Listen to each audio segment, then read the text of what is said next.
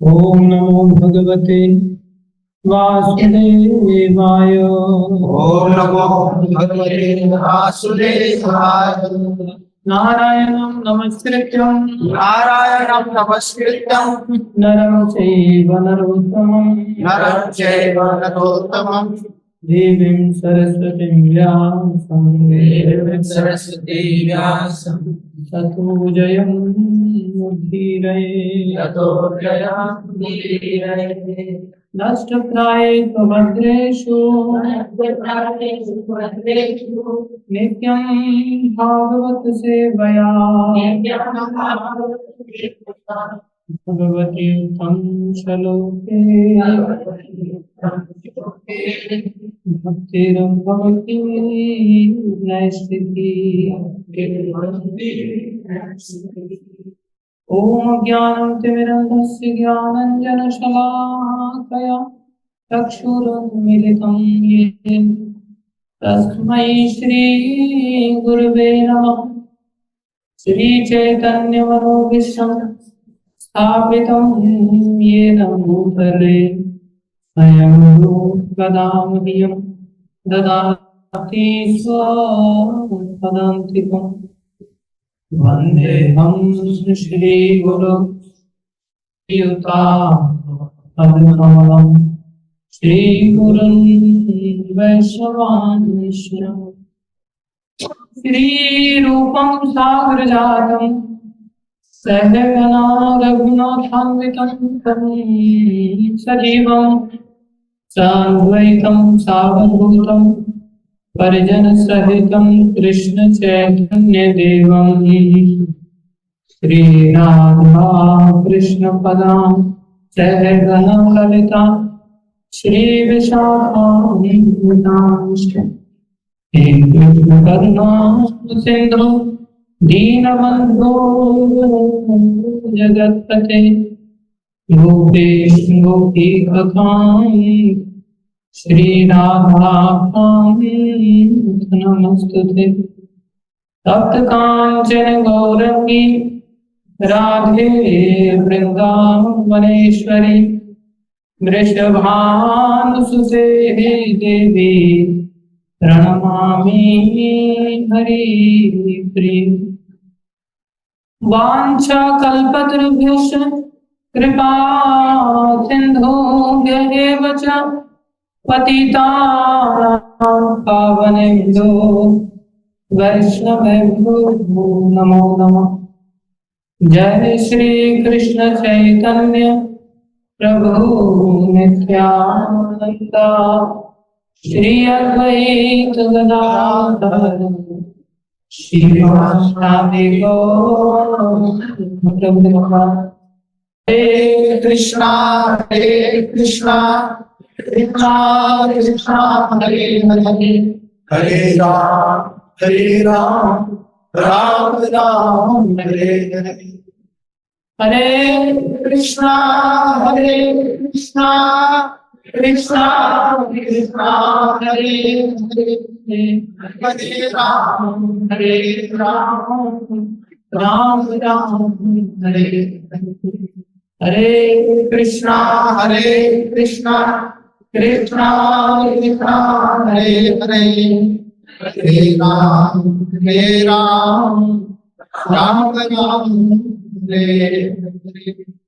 गुरुवे गौरचंद्राय राधिकाय तदालये कृष्णाय कृष्ण भक्ताय तद्भक्ताय नमो नमः।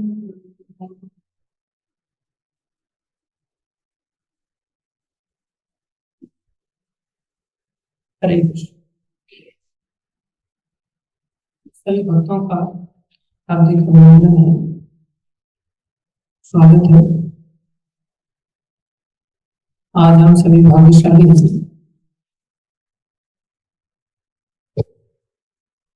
कि भगवान श्री राम जिनका कि आज प्राकट्य दिवस है, उनके चरित्र पर थोड़ी सी कुछ चर्चा करेंगे। और सभी भक्तों ने इनके बारे में सुन तो रखा ही है। इस प्रकार से रघुवंश में भगवान का अवतार होता है।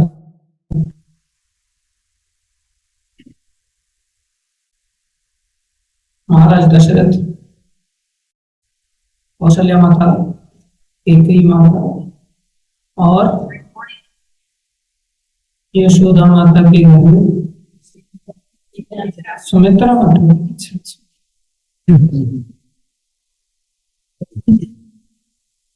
अच्छा, सब जानते ही आप लोग, तो फिर कथा क्या की है।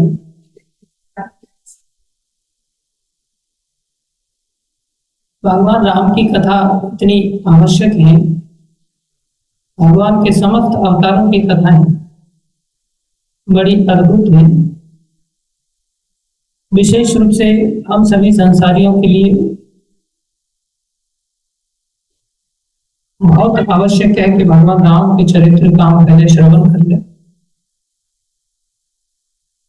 भागवत में भी महाराज परीक्षित, जो बचपन से भगवान श्री कृष्ण के भक्त थे, और जब उनको श्राप लग गया 7 दिन के अंदर ही, 7 दिन के पश्चात आपको दक्षा आकर के काट लेगा और आपकी मृत्यु हो जाएगी।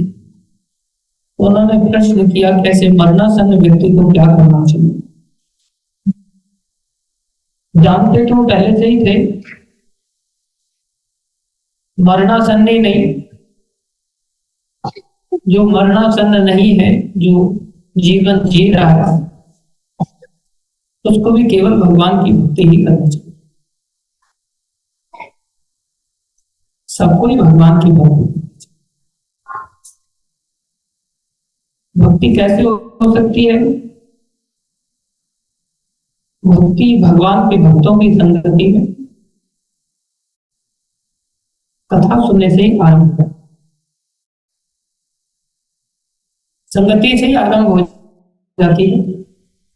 भक्तों के सानिध्य में हम जैसे ही आ जाए, बस आरंभ हो जाती है। मनुष्य शरीर का लक्ष्य एक ही होना चाहिए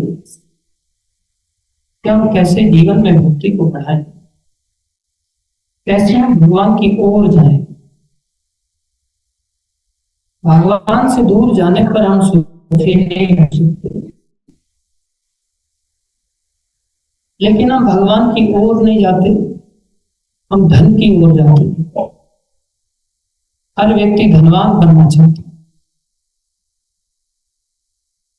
चैतन्य लीला में खोला बेचक श्रीधर थे, जो सब्जियां बेचते थे। उसमें भी क्या, केले के पत्ते बेचे। महाराष्ट्र में लोग जिस पर रख करके भोजन करते हैं, केले के पत्ते भी बेचे जाते हैं, केले का फूल भी बेचा जाता है, उसकी भी सब्जी मिलती है, और 2-4 सब्जियां बेचते थे। क्या आमदनी होगी उससे? तो बहुत बड़ा अमीर आदमी बनेगा क्या ऐसा व्यापार करने से? हार्डली उनका जीविका निर्वाह मात्र होता था, और उसमें भी 50% जितना कमाई होती थी उसको ले जाकर के गंगा जी की सेवा करती थी।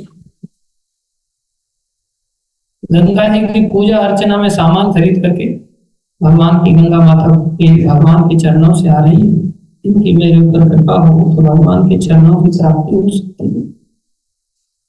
तो गंगा सेवा करने के लिए चले। ये जीवन को भगवान की सेवा में होना चाहिए। हम लोग गंगा जी में एक फूल भी कोई बेच रहा हो तो फूल भी खरीद करके नहीं चढ़ा सकते, सोचते इसमें पैसा खर्चा हो जाएगा, और जो 100 रुपए है उसमें से 99 रुपए बचेंगे, 1 रुपया कम हो जाएगा, और फिर वो फूट जाएगा, फिर सारे खर्च हो जाएंगे धीरे धीरे। 100 रुपए को तोड़ना नहीं चाहते, तो वो अपनी आय का 50%, कितनी बहुत ज्यादा आमदनी, ठीक है, गंगा के सिवा लगा देते थे। चैतन्य महाप्रभु उनको कहते, श्रीधर मैं जानता हूं तुम्हारे पास बहुत पैसा, बहुत अमीर हो। चैतन्य महाप्रभु जो कि स्वयं श्री कृष्ण ही चैतन्य रूप में है, वो उनके पास सब्जियां लेने के लिए और कहते थे, भाव करते थे, नहीं इतने का नहीं, इतने का, इतने का नहीं, बाद में छीन करके गरीब में लेके भाग जाते थे और कहते मैं जानता हूं तुमने बहुत इकट्ठा कर रखा है, बहुत पैसा, एक दिन सारे संसार को मैं बता दूंगा तुमने कितना इकट्ठा किया, तुम्हारी सब पोल पट्टी हो जाएगी। श्रीधर कहते थे कहाँ मेरे पास कुछ नहीं है तुम्हारे पास, तो फिर कमाओ अच्छी तरह। बोले नहीं महाप्रभु, रहने के लिए छत है, पहनने के लिए कपड़ा है, खाने के लिए भोजन मिल रहा है, मैं सुखी हूं। संसार में वास्तव में देखा जाए तो चार चीजों का सुख, उसको कहते हैं आहार, निद्रा, भय और मैथुन। भोजन का सुख है, सोने का सुख है, अपना बचाव करने का सुख है, और मैथुन का सुख है, संतान उत्पत्ति का सुख। ये चार प्रकार के सुख गरीब अमीर में कोई भेदभाव नहीं होता। गरीब व्यक्ति भी सोता ही है कि नहीं सोता, ज्यादा चैन की नींद आजकल देखेंगे आप गरीब व्यक्ति सोता, अमीर को नींद ही नहीं आती, गोलियां लेके सोना पड़ता। मैं सुखी हूं, भोजन मिल जाता है कि नहीं गरीब से, भोजन भी सबको मिल जाता है। अजगर करे न चाकरी, पंछी करे न काम, अरे चींटी से लेके ब्रह्मा तक, हाथी से लेकर के सबको भगवान भोजन देते हैं कि नहीं। फिर भी कुछ लोग भूखे मरते, वो भूखे अपने कर्मों से मरते, क्योंकि उन्होंने किसी का कभी भोजन छीना था, इसलिए वो। अगर कोई भोजन ना छीने किसी का, तो कोई व्यक्ति कभी भी भूखा नहीं। पैसे के दान से भी बड़ा दान होता है अन्न का, सोने के दान से भी बड़ा दान होता है अन्न। सोना खा के आदमी थोड़ी जिंदा रहेगा, लेकिन अन्न दान से व्यक्ति जब दान करता है तो उसको रिटर्न मिलता है। अगर किसी ने जीवन में किसी को भोजन कराया हो, तो जीवन में किसी भी जन्म में चला जाए भूखा नहीं मरेगा। और अगर भक्तों को भोजन करा दिया तो फिर तो अनंत गुना उससे इतना अनंत। आप देखेंगे कुछ एक भक्त ऐसे होते हैं कि जिनके पास खाने की लाइन लगी रहती है, बेचारे फल सूखते रहते, खाने की फुर्सत नहीं मिलती। और कुछ लोग बेचारे ठेले पे देखते रहते हैं फलों को, अरे ये बेच रहा है, लेकिन अंगूर खट्टे हैं। लोमड़ी जा रही थी, उसके पास पैसा नहीं था, उसके बच्चे बोले माँ अंगूर हैं दिलाओ ना। बेटा अंगूर खट्टे हैं, सारे दांत टूट जाएंगे तुम्हारे, अंगूर मत लूटो। अच्छा, तो जब लोमड़ी पैसा कमा करके परदेश से वापस आई, वही अंगूर वाला मिला। माँ कहती बेटा जाओ अंगूर लेके आ जाओ। बच्चे कहते माँ अंगूर खट्टे हैं। नहीं, अंगूर मीठे हैं। लेकिन पैसे आ जाने से अंगूर मीठे हो जाते हैं, और जब पैसे नहीं होते तो अंगूर खट्टे हैं। कुछ लोगों का जीवन होता है बेचारे अंगूर खट्टे रहते हैं, उनके लिए ठेले पे ही देखते रहते हैं, तरसते रहते हैं। कारण क्या है? उनके कर्म ऐसे हैं। भूखे मरने का काम व्यक्ति करता है तो भूखा मरना पड़ेगा, अन्यथा हाथी जैसा शरीर पाकर के भी भगवान उसको भूखा नहीं छोड़ेंगे। चींटी छिपकली सबका भगवान है।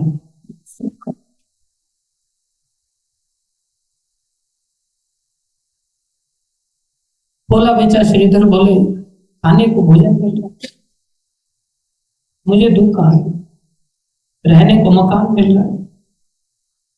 संसार में सबको ये चार सुख तो मिलते हैं, चाहे गरीब हो या अमीर। फिर अमीर बनने की होड़ क्यों, फिर धन की ओर भागने की आवश्यकता। वास्तव में धन तो धन है ही नहीं। वास्तविक धन तो होता है जब हमारे जीवन में गुण आ जाते हैं। क्या आ जाते हैं? गुण आ जाते हैं। इसलिए जो मनुष्य शरीर है ये गुणों के लिए है। असली वेल्थ गुण है। सबसे बड़ा गुण है हमारी बुद्धि ठीक हो जाए। जहां सुमति तहां संपत्ति नाना, जहां सुमति तहां, जहां सुमति तहां संपत्ति नाना, जहां सुमति तहां, जहां सुमति तहां विपत्ति विधाना, जहां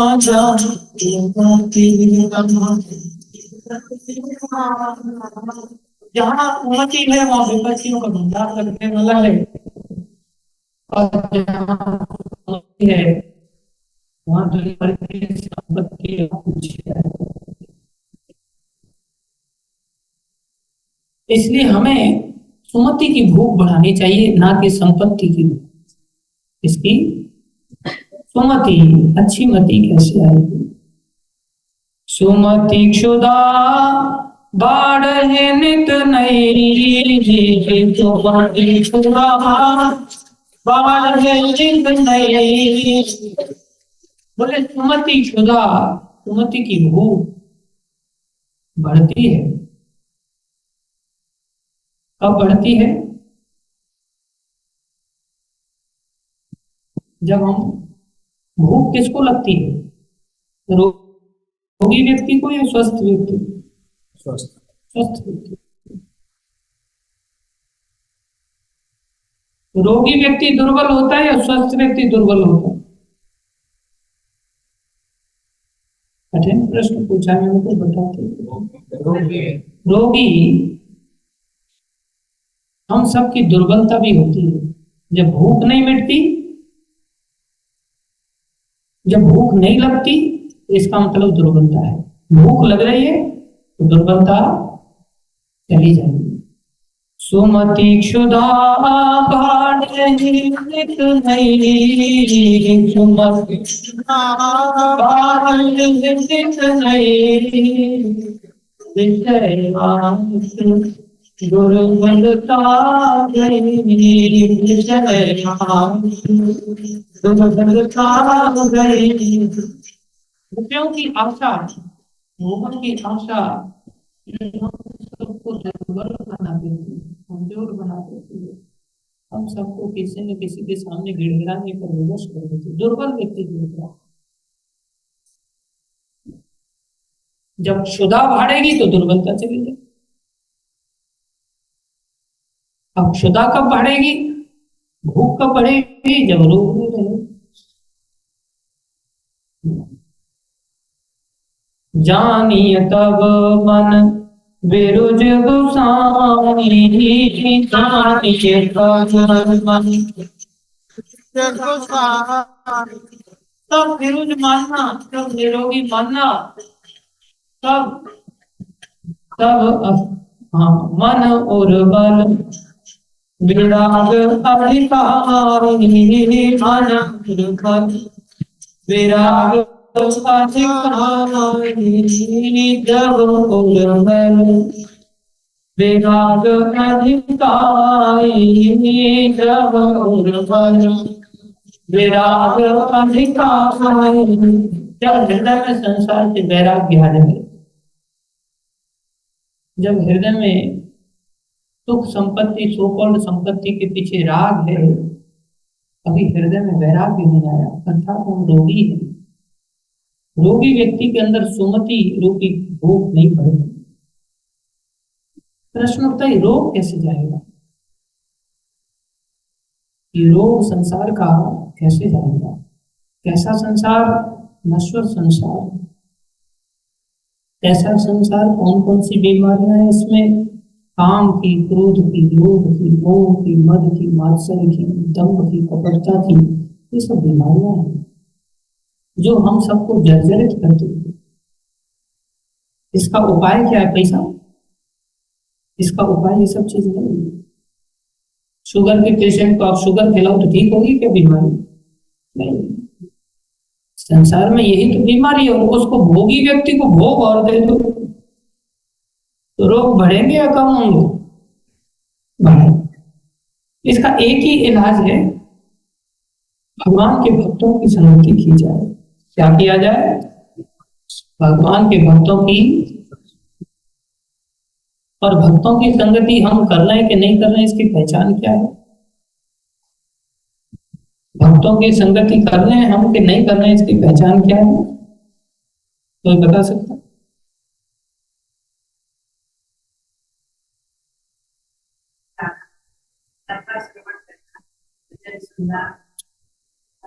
भक्तों की संगति तभी कही जाएगी जब हम भक्तों के साथ में आते ही भक्त हमें कथा सुना रहे हैं कि नहीं। अगर कोई भक्त हमें कथा नहीं सुना रहा है तो मतलब वो भक्त नहीं है। भक्तों की यही विशेषता होती है कि उनके पास जाते ही वो अपनी कथा चालू कर देते।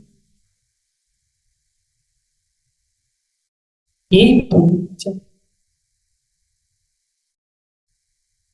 भक्तों की पहचान ये नहीं कि लाल कपड़े वाला है, सफेद कपड़े वाला है, दाढ़ी वाला है, बिना दाढ़ी वाला है, तिलक वाला है, बिना तिलक वाला है।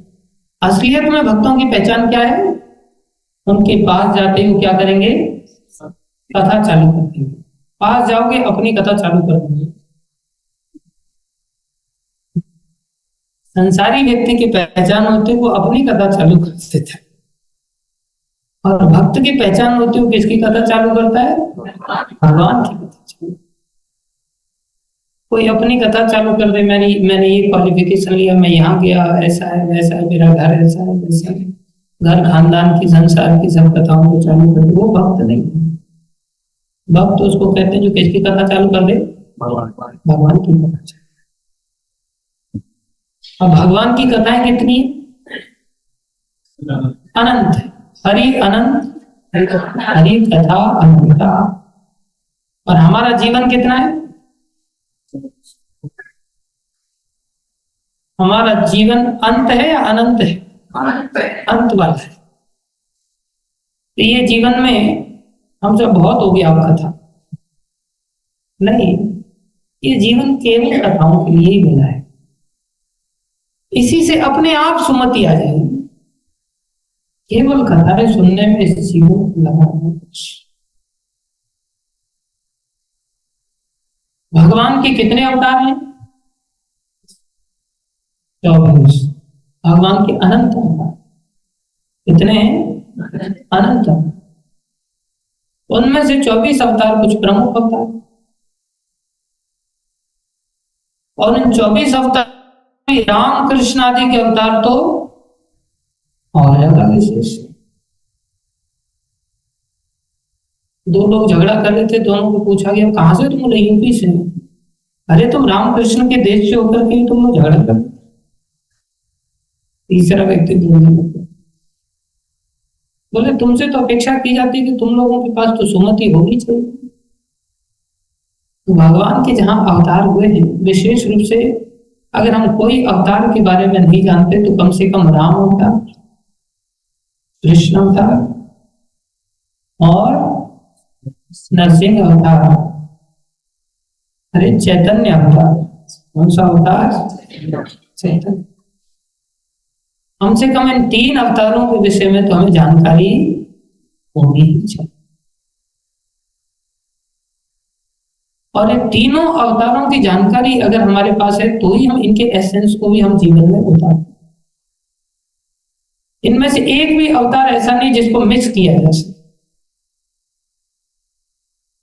कृष्ण कथा सुनने के लिए बैठे थे परीक्षित महाराज, लेकिन उनको राम कथा पहले सुननी थी और वो पहले से सुन भी चुके थे। इसलिए कृष्ण कथा उसी को समझ में आएगी जिसने राम कथा को सुना होगा, समझा होगा और जीवन में थोड़ा बहुत डाला होगा। और चैतन्य कथा उसी को समझ में आएगी जिसने कृष्ण कथा, राम कथा सुनी होगी। इसलिए भगवान श्री राम को कौन सा अवतार कहा जाता है?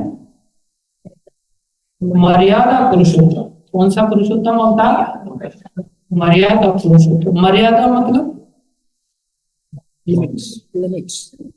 मर्यादा में रहना भाई।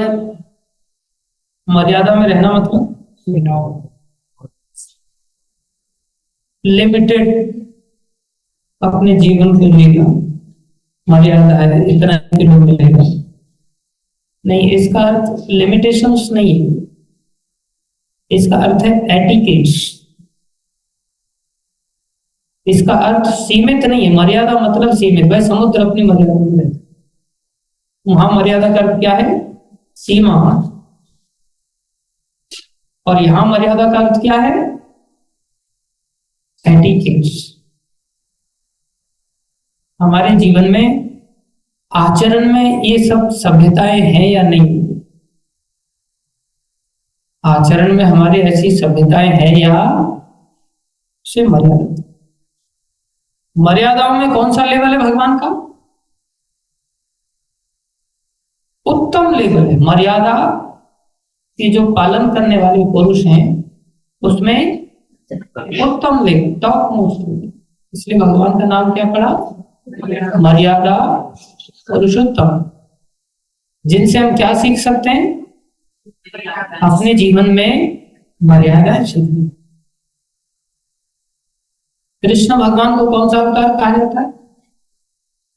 लीला पुरुषोत्तम। कौन सा अवतार? जिसके लिए भगवान मर्यादाएं तोड़ देते हैं।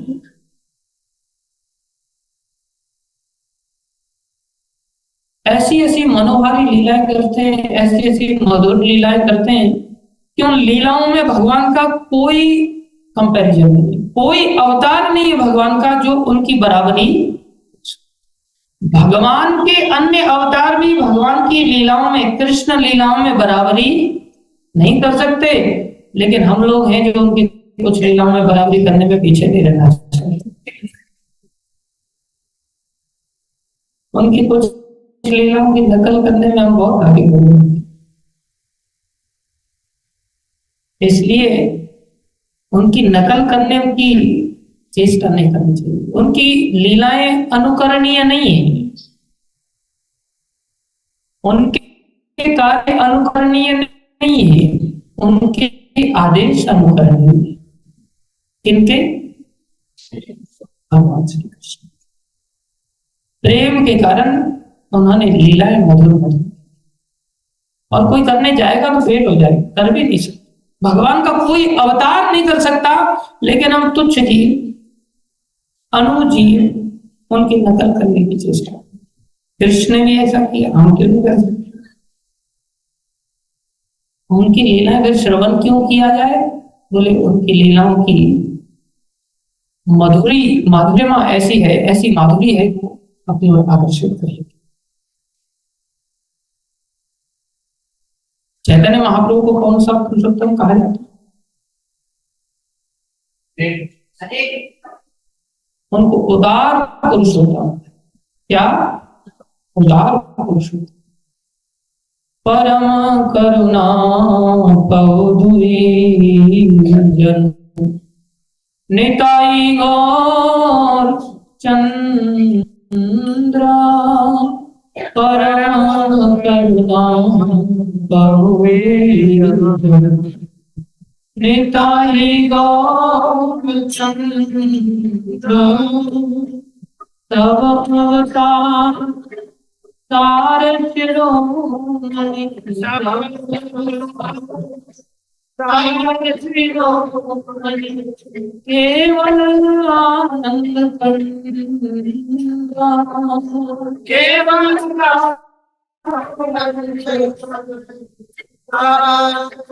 चैतन्य महाप्रभु की लीलाएं उसी व्यक्ति को समझ में आएगी जिसने भगवान राम की लीलाओं को समझते हुए, कृष्ण लीलाओं को समझते हुए जब चैतन्य लीला में प्रवेश किया। बिना मर्यादा का जीवन जिए कृष्ण लीला समझ ही नहीं पाए। जब कृष्ण लीला नहीं समझेगा तो चैतन्य महाप्रभु की लीला नहीं। जो कैसी उदारता, बोले पागल हाथी तालाब में तिलोल कर, पागल हाथी का तो पागलपन अलग ही होता है। वो पानी में सूंड फेंक फेंक करके मारो। पागल मतलब उन्मत्तता, एक अजीब, सामने कोई दिख ही नहीं रहा है। हाथी, पागलों का, हाथियों का झुंड। और चैतन्य महाप्रभु एक सरोवर में स्नान करने के लिए चले, तो सामने से पागल हाथी आ रहे, सूंड फेंकते हुए, पानी को उछालते हुए। बलभद्र भट्टाचार्य, महाप्रभु आगे पागल हाथी है। महाप्रभु ने नहाते समय एक पानी का छींटा मारा, उछाला पानी थोड़ा सा हाथ से, एक छींट उन हाथियों के ऊपर पड़ गई। क्या पड़ गया? छींट। छींट पड़ गई तो चिंगाड़ करके सूंड से ऊपर उठा करके अब कीर्तन करने लगते, सारा पागलपन मिट गया। ये महाप्रभु की दया है, ये उदारता है जो इतने दयालु हैं। ऐसे पागल हाथियों को भी जिन्होंने क्या दान दे दिया? भक्ति। इसलिए वो उदार पुरुषोत्तम है। हम कलयुग के जीवों के लिए उन्होंने ये उदारता प्रभुपाद जी की इस परंपरा के माध्यम से हम सबको प्रदान किया। लेकिन कंडीशन है, कम से कम विस्तार से नहीं तो संक्षेप में तो रामायण को समझ ही लो। जबकि रामायण कितनी है? रामायण के बारे में कहा जाता है रामायण शतकोटि अपारा।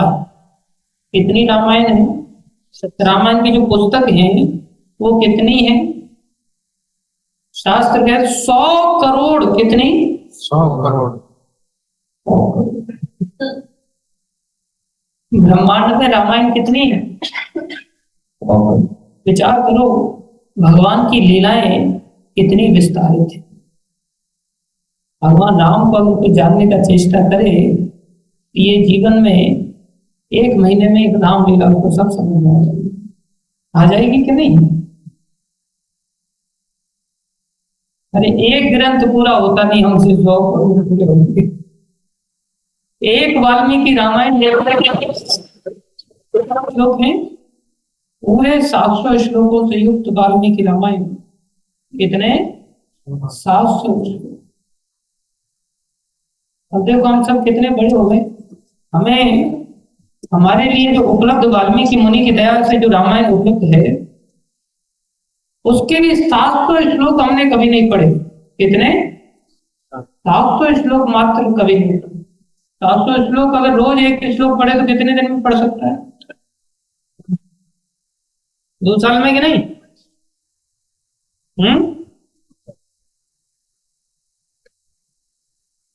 यहाँ सब 2 साल से बड़े ही है ना लोग,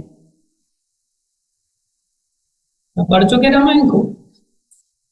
इतना पढ़ा है कि ये भी नहीं पता है कि वाल्मीकि रामायण में कितने श्लोक हैं। सब कह रहे हाँ 700 श्लोक। अरे 24,000 श्लोक हैं यार, 700 श्लोक कितने श्लोक हैं? 24। सिलेबस की भी जा रखा है हमारी, वो दयनीय अवस्था है। और 100 करोड़ रामायण को पढ़ना सार रूप में भी हम नहीं समझ पाते। क्या गिरी हुई स्थिति हमारी। और सोचे कि हम बहुत बड़े भक्त होंगे, उद्धार करने का मौका तो हम सबके पास है।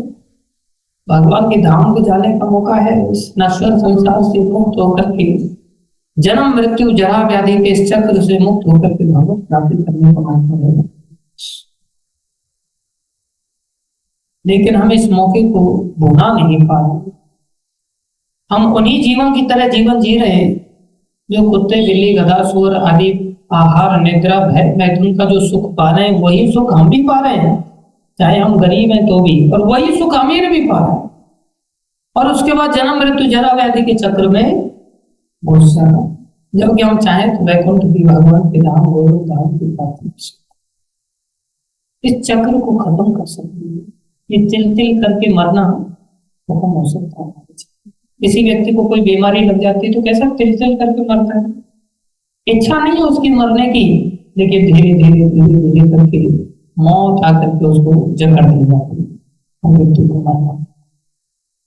न जाने कितने अनंत काल से अनंत काल तक मरते रहना पड़ेगा। लेकिन हम लोग भगवान को न जानने के कारण ही इस माया के शिकार। हम सबको भगवान को जानने की अवश्य चेष्टा है कि भगवान कितने दया में है। लेकिन हम कलियुगी जीव हैं। भगवान का जो अलग अलग युग है, उन सभी युगों में अलग अलग सुविधाएं हैं। सतयुग है, उसको रीति का युग कहा जाता है, रीति रिवाज का युग। त्रेता युग उसको नीति का युग कहा जाता है, कौन सा? यहाँ नीति भगवान ने स्थापित की। द्वापर युग प्रीति का युग, और हम कलयुग। सब जानने की इच्छा रख रहे होंगे कलयुग किसका है? कलयुग भ्रांति का युग है। किसका है? भ्रांति का युग। हम सब पागल हैं। और पागल व्यक्ति को पूछा जाता है आप कौन हो? बोले I am prime minister of India. हमारी ये स्थिति, चोरी ऊपर से सीना। हमें सेंस ही नहीं है कि हम किधर जाना चाहिए। भाई हमारा रोग चोरी के, हमारा रोग भोगों से दूर नहीं होगा, हमारा रोग वैराग्य से दूर होगा, हमारा रोग भक्तों के संगति से दूर होगा, हमारा रोग भगवत कथा से दूर होगा। हमें तो पता तो है कम से कम कि ये भगवान का अवतार है। पूर्व में भगवान के बारे में लोगों को जानकारी नहीं रहती थी जितना आसानी से हम कलयुग के जीवन की जानकारी। राम जी के अवतार के बारे में भी वाल्मीकि मुनि को जानकारी नहीं थी। एक बार उनके पास नारद जी आए, तो नारद जी से उन्होंने पूछा क्या कोई संसार में इस धरती पर कोई गुणवान व्यक्ति है? क्या वर्तमान में धरती पर कोई गुणवान व्यक्ति है जिसके अंदर गुण पाए जाते हैं? हम में से कोई गुणों को देखना चाहता है? हम सब देखते हैं, रूप को देखना चाहते हैं, पैसे को देखना चाहते हैं, सुख सुविधाओं को देखना चाहते हैं, गुणों को कोई नहीं देखना चाहता। उन्होंने पूछा कोई गुणवान व्यक्ति है? और उन्होंने पूछा दया, सहनशीलता, विनम्रता, ऐसे कुछ 15 गुण उन्होंने गिनाए नारद जी के सामने। ये 15 गुणों से युक्त कोई व्यक्ति है धरती पर? ये सब गुण भगवान में या भगवान के शुद्ध भक्तों में? तब नारद जी ने कहा हाँ, महाराज दशरथ के पुत्र के रूप में भगवान राम प्रकट हुए हैं, और उनके अंदर उन्होंने 10-15 गुण नहीं गिनाए। वाल्मीकि रामायण में उन्होंने 67 गुण गिना दिए। कितने? 67। भाई मैं आपसे पूछूं कि 10 गुण बताओ, कोई नहीं बता पाएंगे।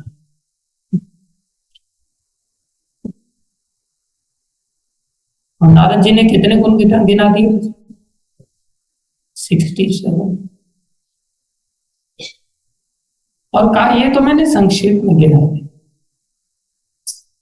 बाकी भगवान के गुण कितने हैं? अनंत गुण होते हैं। भगवान के गुणों को कौन गिन सकता है? भगवान के अंदर कितने गुण हैं? अनंत गुण हैं। बोले अनंत शेषों से, अनंत मुखों से जो अनंत शेष हैं, वो अनंत मुखों से अनंत काल से गुणगान करते आ रहे। गुणों का गान करते आ रहे हैं, लेकिन अभी तक गुण खत्म नहीं कर पाए, ना ही कभी खत्म कर पाएंगे। इसलिए ये सब करते रहे, खाने पीने के लिए कहां से आएगा? अरे ये सब करो, सृष्टि किसकी है? उन्हीं अनंत भगवान की है ना, तो उनके पास किसी चीज की कमी है क्या? जब हम उन अनंत गुण वाले भगवान का गुणगान करने लग जाएंगे, या कर नहीं पाएंगे, कम से कम सुनने ही लग जाएंगे, तो क्या हमारे लिए वो कुछ कमी रखेंगे? अरे साधारण संसार में नेता लोगों का, उनके कार्यकर्ता झूठा गुणगान करते है, नहीं कोई गुण उनके अंदर, लेकिन कार्यकर्ता बन करके प्रचार करने की चेष्टा करते, तो भी वो नेता उनके लिए कोई कमी रखता है क्या? केवल काम क्या है? झूठा प्रचार। और सच्चा प्रचार जब भगवान का किया जाए, जिनके अंदर वास्तव में ऐसे गुण हैं, उन गुणों का जब गुणगान किया जाए, तो क्या वो भगवान किसी गुणगान करने वाले के लिए कमी रखेंगे? और गुणगान सुनने वालों के लिए कमी रखेंगे? सब समस्याओं का समाधान केवल एक ही चीज से हो सकता है। कौन सी चीज है वो? भगवान के कथा को सुनना और कथा को कहना। कोई व्यक्ति पैसा लेकर के प्रचार करे किसी नेता का, और कोई व्यक्ति बिना पैसे के प्रचार। नेता कौन से व्यक्ति को ज्यादा प्यार करेगा? बिना पैसे वाले। और उसके बारे में तेरे लिए तो दरवाजे खुले हैं, तुम कभी, तुम्हारा ये मेरा घर ही तुम्हारा घर है, कभी भी आओ जाओ, कोई चीज। जो पैसा लेकर के करेगा उसको उतना भरोसा नहीं है, तो पैसे ऐसे ही अगर कोई पैसे को लक्ष्य करके गुणगान करे, कोई कथा सुनाए, और कोई पैसे को लक्ष्य करके कथा सुने, पैसा तो उनको भी मिलेगा। और जो बिना पैसे को लक्ष्य किए कथा करता है और बिना पैसे को लक्ष्य किए कथा सुनता है, क्या उनको पैसा नहीं मिलेगा? उनकी भी आवश्यकताओं की पूर्ति होगी। उल्टा उनको माना जाएगा ये प्रेमी ज्यादा है, इसलिए इन पर ज्यादा भगवान राम के अनंत गुण है। ये जीवन उनका गुणगान क्या करने के लिए मिला है? गुणगान करने के लिए नहीं, पहले सुनने के लिए मिला है। सुनेंगे नहीं तो करेंगे क्या? A good listener can be a good speaker। अच्छा सुनने वाला ही अच्छा बोलता है। चाहते सब हैं कि हम ये सिंहासन पे कब बैठ करके बोलेंगे, सब बोलने लग जाते, लेकिन सुन करके उन गुणों को अंदर मर्यादा के अनुसार विकसित किया। क्या किया जाए? विकसित किया है।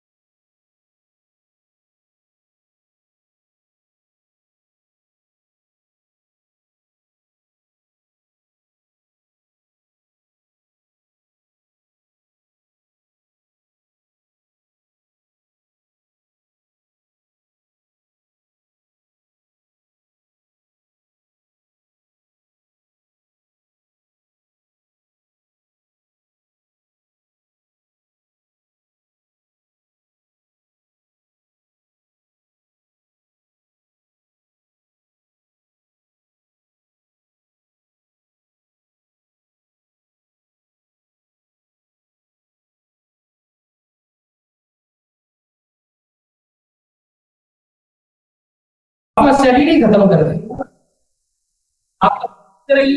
आपका खोपड़ी खा जाएगा। ऐसे ऐसे हिंसक शेर महाप्रभु के पीछे पीछे पागलों की तरह भाग रहे हैं, और साथ में हिरण भाग रहे हैं। और हिरण और शेर दोनों गले मिलकर के कीर्तन कर, महाप्रभु आगे आगे भाग रहे और हिरण और शेर पीछे पीछे कर रहे।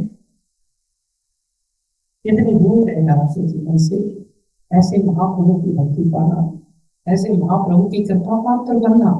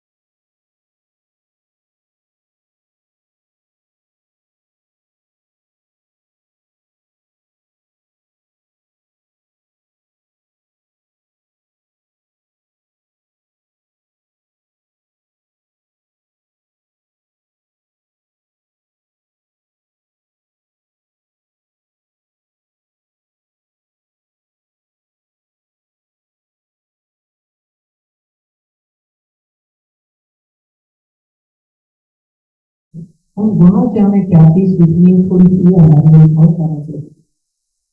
कई बार हमारा दिमाग इतना काम ही नहीं करता कि लीला सुन लेते हैं, गुण नहीं पकड़ते। इसमें से हमें क्या सीखना है, नहीं भी पकड़ पाए तो भी कल्याण तो करती है वो, ऐसा नहीं है कि कल्याण नहीं होता, लेकिन अगर सीख लेते हैं तो बहुत कल्याण की संभावना है। हम फिर वैसा जीवन जीने की चेष्टा कर रहे हैं। भगवान राम हमारी भक्ति में, रूप गोस्वामी कहते हैं 6 गुणों की विशेष रूप से जरूरत है। कौन से 6 गुण? सबसे पहला गुण है उत्साह। सबसे पहला गुण कौन सा है? उपदेशामृत में उन्होंने वर्णन किया है उत्साह की बहुत जरूरत। हमारा उत्साह संसार में विषय भोगों की ओर, हमारा उत्साह भगवान की ओर। ये उत्साह भक्तों की संगति से कहां से आएगा? दूसरा गुण होता है निश्चय। निश्चय मतलब 2 चीजें होती है निश्चय में, एक होती है कन्विक्शन, एक होती है डिटर्मिनेशन। हम कन्विंस्ड हैं क्या ये रास्ता बिल्कुल सही है? हम कन्विंस्ड नहीं होते, कई बार समय लगता है, चुटकी बजाने से कोई कन्विंस नहीं होगा। इसलिए जब हम भक्तों से संगति में आते हैं तो उत्साह प्राप्त होता है, और भक्तों से जब हम शास्त्र का श्रवण करते हैं तो कन्विक्शन आती है। दोनों रूप से हमारे जीवन में निश्चय आता है, in the form of conviction and in the form of determination. क्योंकि शास्त्र ही एक ऐसा वस्तु है जो हमें डिस्क्रिमिनेशन सिखाता है, what is good for us and what is bad, और फिर हम डिटरमाइंड हो जाते हैं कि हमें इस गुड को स्वीकार करना। उत्साह, निश्चय। तीसरा है धैर्य। धैर्य हमारे जीवन में क्या होना चाहिए? धैर्य। धैर्य बहुत आवश्यक है। क्योंकि जितनी आप बड़ी चीज पाएंगे उतना ही आपको उसके लिए इंतजार होगा। आप सस्ती चीज लेना चाहते हैं तो कम पैसे में मिल जाएगी, तुरंत मिल जाएगी। आपको अगर कीमती वस्तु लेना है, मान लो सोना ही लेना है, तो आप सोने का घर से निकलते ही आपको कोई ठेला पर मिल जाएगा सोना बेचते हुए? नहीं, सोने की मार्केट अलग होती है, वहां तक जाने में ही समय लगता है, पैसा देना पड़ेगा। इसलिए टॉप मोस्ट चीज अगर हम चाहते हैं, भगवान के धाम की प्राप्ति करना चाहते हैं, सारी समस्याओं का अंत करना चाहते हैं, तो उसके लिए हमें थोड़ा धैर्य रखना। धैर्य बहुत जरूरी है। और धैर्य केवल ऐसे ही नहीं, सामर्थ्यशाली होते हुए भी धैर्य की परिभाषा प्रभुपाद जी गीता में बोला करते। धैर्य की एक मोटी मोटी परिभाषा तो हम जानते हैं, रुको जरा, इंतजार करो, धैर्य धारो। एक तो ये होती धैर्य की परिभाषा, सब्र करो। जैसे किसी व्यक्ति ने मक्खन चलाना चालू कर दिया, 2-4 ऐसे हाथ मारे बिलोई में, बिलोई से तो क्या मक्खन तुरंत निकल के आ जाएगा? वो मारते रहना पड़ेगा, धैर्य के साथ मारना। और धैर्य आप तोड़ दो तो फिर आप निकाल पाओगे मक्खन? नहीं, प्रोसेस वही है, आपको प्रोसेस फॉलो करना है। एक तो ये धैर्य की परिभाषा। बोले धैर्य क्या? बोले धैर्य बहुत बड़ी संपत्ति है, ऑपुलेंस है। 10वें अध्याय के 34वें श्लोक के प्रकट में वर्णन करते हैं। धैर्य एक बहुत अच्छी हमारी विशेष संपत्ति है, ये ऑपुलेंस है। जो आज हम कलयुग के जीवों के अंदर धैर्य खत्म हो, इंस्टेंट चाहिए, gulab jamun instant, Maggi instant, पकौड़े इंस्टेंट, फिर यमदूत भी इंस्टेंट मिलते, बुढ़ापा भी इंस्टेंट मिलते, रोग भी इंस्टेंट मिलते, 84 लाख योनियां भी इंस्टेंट मिलने के लिए तैयार होती है। हमें अपने जीवन में धैर्य की बहुत आवश्यकता। जीवन में अगर धैर्य नहीं है तो बोले आगे नहीं हो सकते। भगवान राम के अंदर कितना धैर्य था, रामायण में वर्णन, धैर्य हेमवान वत भगवान का धैर्य एक पहाड़ की तरह था। कौन से पहाड़? हिमालय जैसे पहाड़। ऐसा भगवान था।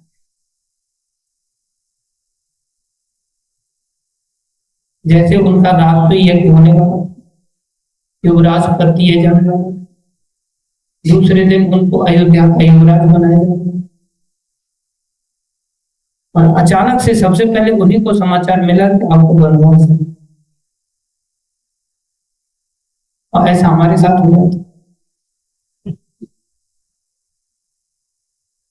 अरे खाली रेलवे में, खाली प्लेटफॉर्म पर जो लोग गाड़ी खड़ी होती है तो गंदगी कर देते हैं लोग, बैठे बैठे कुछ लोग प्लेटफॉर्म पर, उनको टॉयलेट प्लेटफॉर्म पे गाड़ी खड़ी होती है तभी आता है प्लेटफॉर्म पर। ट्रेन निकलने के बाद कितनी गंदगी हो जाती है। कुछ लोगों को नौकरी मिलती है पानी से उसको बहाने की, वो नौकरी भी नहीं मिलती तो भी धैर्य चला। क्या नहीं होता? गंदगी साफ सफाई, मतलब सुअर की जैसी नौकरी, कोई नौकरी वो भी नहीं मिलती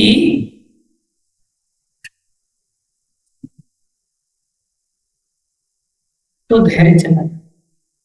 और युवराज पद राजा बनाया जाने वाला है, और उस समय अचानक से समाचार मिला कि आपको घर में भी नहीं रहना है, नॉर्मली घर से भी निकाल दिया जाएगा। और एक दिन आप क्या करेंगे? आपको थोड़ा सा पहाड़ पर घूम करके, कौन सा फॉल है यहाँ, शिखर फॉल, शिखर फॉल जाके वापस आ जाए।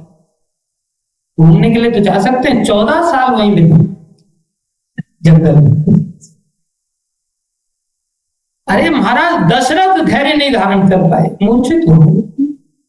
अरे चलो ठीक है, तुम राज्य नहीं देना चाहते, लेकिन उन्होंने ऐसा क्या बिगाड़ा तुम्हारा, तुम 14 वर्ष के लिए उनको वन में भेजना चाहते? धिक्कार है किंतु कोई इतना धैर्य की सीमा को धारण करके दिखा सकता है? इतना अत्याचार उनके ऊपर किया जा रहा है और फिर भी मुंह में सिकुड़न नहीं आई, प्रसन्न है। और अंदर ज्यादा खुशी है कि भगवान ने कैसी कृपा की कि अब जंगल में भक्तों को संग मिले। वो भगवान अपने भक्तों की महिमा को अंदर ही अंदर मन में आनंदित महसूस कर रहे कि अब मुझे भक्तों से मेरी कथाओं का श्रवण, मेरे को भक्तों के दर्शन मिले। अब मतंग ऋषि का वो आशीर्वाद मैं सफल करूंगा जो उन्होंने इसको दिया था, दुर्योधन को दिया था। दुर्योधन तुम यहाँ नाम जपो कुटिया में, तुम्हारे दर्शन देने के लिए स्वयं श्री राम। और दुर्योधन ने पूरा जीवन नाम नाम जप दिया। दुर्योधन तो कौन था? अच्छा, शबरी कौन था?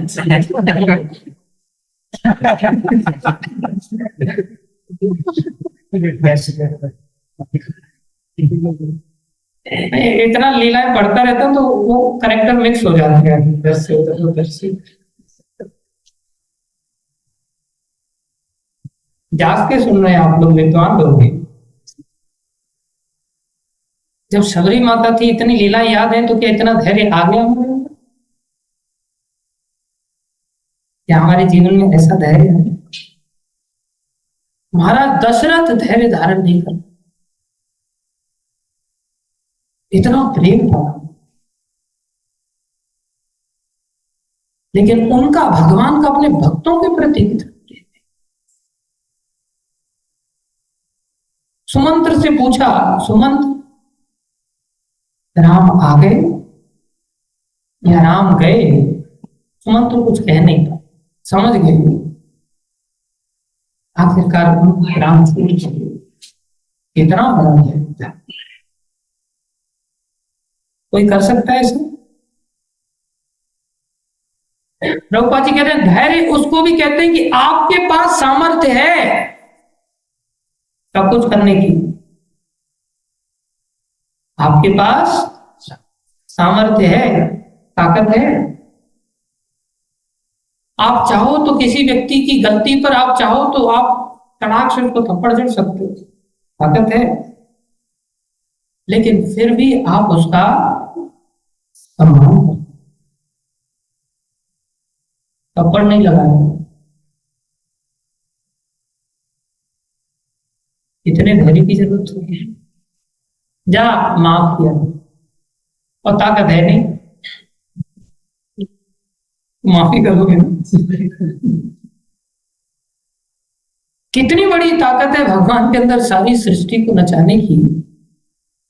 और वो भगवान विभीषण से पूछ रहे हैं, या ये समुद्र बीच में आ रहा है और लंका पर कैसे जाएंगे? विभीषण जी कह रहे प्रभु आप तो सब कुछ कर सकते हैं, लेकिन मेरा आपसे निवेदन है कि समुद्र भी आप ही का भक्त है, वरुण देव। आपने इनको अधिकारी बनाया, समुद्र का राजा बनाया, तो आपने अधिकारी बनाया तो इनसे ही परमिशन ले लिया, इनको ही बोला है प्रार्थना कर ली। तो भगवान प्रार्थना करने के लिए बैठे, वो भगवान जिनकी शिव ब्रह्मा आदि प्रार्थना करते हैं, वो प्रार्थना किसकी कर रहे? समुद्र की। और 3 दिन 3 रात, हम तो एकादशी के दिन भी नहीं बैठ पाते, वो 3 दिन 3 रात कंटिन्यूस रूप से प्रार्थना। और लक्ष्मण जी बेचैन होते, ये क्या प्रोसेस है?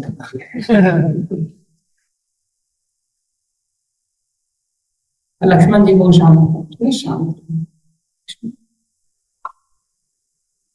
3 दिन 3 रात।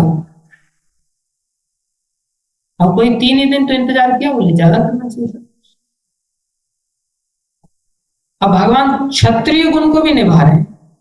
ध्यान दो, ये भगवान मर्यादाएं किसी भक्त के लिए नहीं सिखा रहे हैं। ये मर्यादाएं पुरुषों के लिए, सामान्य मनुष्य के लिए होनी चाहिए। ये मर्यादाएं सिखा रहे भगवान सर्व साधारण अपने आचरण से, क्योंकि भगवान नर लीला कर रहे हैं, नर देव है, भगवान बन करके तो लीला कर नहीं रहे, इस तरह से लीला कर रहे हैं, नर लीला। तो नर की तरह बिल्कुल वही कैरेक्टर को शो कर।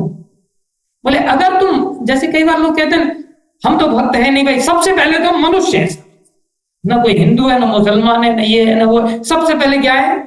मनुष्य। तो मनुष्यों के लिए तो बताएगा भाई तुम इंसान तो बन जाओ, भक्त बनना तो दूर की बात है। अभी इससे भी ऊपर की मर्यादाएं हैं जो महाप्रभु ने दर्शाई है। अलग अलग लोगों के लिए अलग अलग मर्यादा है। ब्राह्मण के लिए अलग मर्यादा है, क्षत्रिय के लिए अलग मर्यादा है, वैश्य के लिए अलग मर्यादा, शूद्र के लिए अलग मर्यादा। ब्राह्मण अलग चीजों को लेकर के धैर्य धारण करेगा, क्षत्रिय अलग चीजों को धैर्य धारण करेगा। क्षत्रिय भी किसी सीमा के अंतर्गत धैर्य धारण करेगा, ऐसा नहीं सब कर्मों का खेल है, बाद में देखा जाएगा। कोई ब्राह्मण ऐसा सोच सकता है, इतना दूर तक की सोच उसकी हो सकती है। क्षत्रिय जीवन में इतनी दूर तक की सोच चलेगी तो फिर तो न्याय प्रणाली खत्म हो जाएगी। क्षत्रिय जीवन में जस्टिस देना भी आवश्यक है, लेकिन वो भी समय सीमा के अंदर। ऐसा नहीं कि पीढ़ी दर पीढ़ी मर के चले गए लेकिन न्याय नहीं मिल रहा, न्याय वो भी ठीक नहीं। भगवान ने मर्यादा दिखाया, इतनी जरूरत है, इतनी अर्जेंसी है भाई, देखा जाए कि जानकी जी का हरण हो रखा है और रावण ने 1 साल का समय दिया कि आपको 1 साल का समय दिया जा रहा है, 1 साल के अंदर तुम मन बदलो अपना और मुझे स्वीकार। और 1 साल समाप्ति की ओर है। अब जब 1 साल समाप्ति की ओर है तो कितनी जरूरत होगी वहां जाकर के जान बचाने की, क्योंकि क्या जानकी जी उसको स्वीकार करेंगी? भगवान इस बात को जानते हैं, जानकी जी उसको तो स्वीकार करेंगे। जिसकी कौन सी लंका है, किसकी बनी है? सोने की। सोने की। और यहाँ कितने साल रहना है वन में? 14 साल। वन का नाम सुनते ही डाइवर्स लिख देते हम तो जा रहे हैं। और दूसरी ओर सोने की लंका वाला मिल जाए तो फटाक से शादी भी करें। हमारी स्थिति अलग है तो हम सबके अंदर वृत्ति ही भोग की है, हमने उसी को सुख मान रखा है, धारणा ही वैसी बनी है। लेकिन जानकी जी भगवान के अंतर में शक्ति है, वो कैसे ऐसा स्वीकार कर सकते? तो कितनी अर्जेंसी, कोई व्यक्ति मर रहा है और वो साल खत्म होने के कगार पर आ गया और उस समय 3 दिन तक आपके पास ताकत है, ताकत रहते हुए भी 3 दिन तक क्या किया जा रहा है? प्रार्थना की जा रही है। किस व्यक्ति को प्रार्थना की जा रही है? जिसको आप ही ने राजा बना दिया, जिसको शक्ति आप ही ने दी है, आपका ही दास है, आपके ही कहने पर काम कर रहा है, और वो व्यक्ति के सामने आप हाथ जोड़ करके गिर गए। इतनी अर्जेंसी में भी 3 दिन का इंतजार, और कितनी सेना को लेकर। चलो अकेले इंतजार करें तो अलग है, मान लो यात्रा के लिए अगर बस चल रही हो और एक व्यक्ति उसमें आ ही नहीं टाइम पे, आप कहें इंतजार करना चाहिए, बाकी जो 40 लोग बैठे हैं वो आपकी बात से सहमत हो जाएंगे, वो हाँ हाँ प्रभु जी इंतजार ऐसा बोलेंगे। जो आ गया है ना बस में, ऐसे लोगों को लेके क्यों आते? प्रभु पैसा तो हमने भी दिया, उसने कुछ एक्स्ट्रा दिया है कि आपको बता दो, आपको ज्यादा ही फेवर करना है उसको। अरे पसीने में मर रहे, चाहे पसीना नहीं आ रहा है, एसी बस से चालू करके तो क्या, तो इंतजार करना बहुत। सामर्थ्यशाली व्यक्ति के लिए इंतजार करना कठिन हो जाता है, फोकट वाले व्यक्ति के लिए भी कठिन हो जाता है, तो सामर्थ्य वाले के लिए कितना।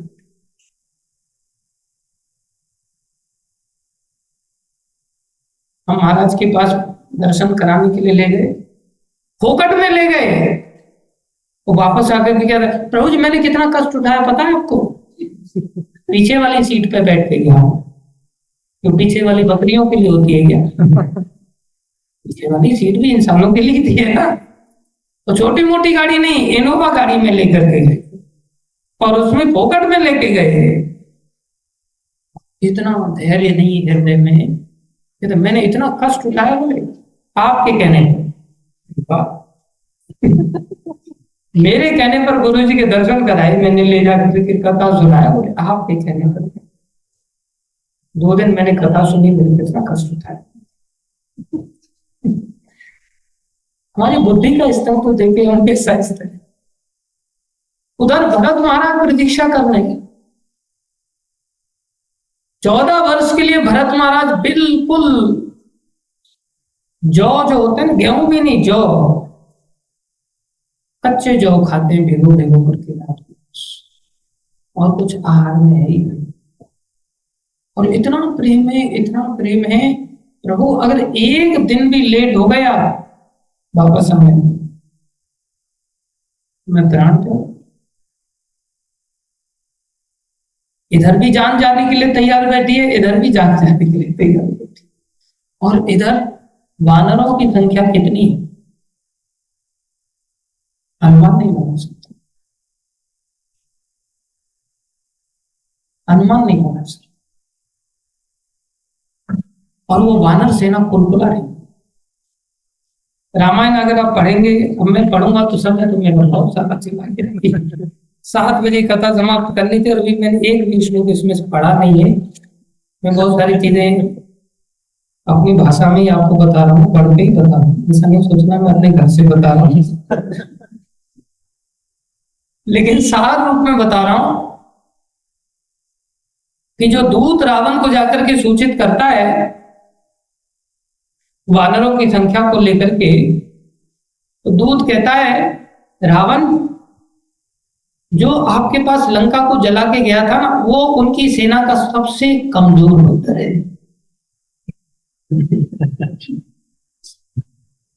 राम की सेना का वो सबसे कमजोर, इसको आप क्यों नहीं जानते? और करोड़ आदि नहीं, न जाने कितने पद्म तो उनकी सेना के सेनापति, कितने पद्म, अरब खरब से भी ऊपर पद्म आदि आते हैं, बोले नील शंख से भी ऊपर पद्म आते हैं। इतने पद्म तो उनके क्या हैं, सेनापति हैं। कितने सेनापति है, तो सेना कितनी होगी?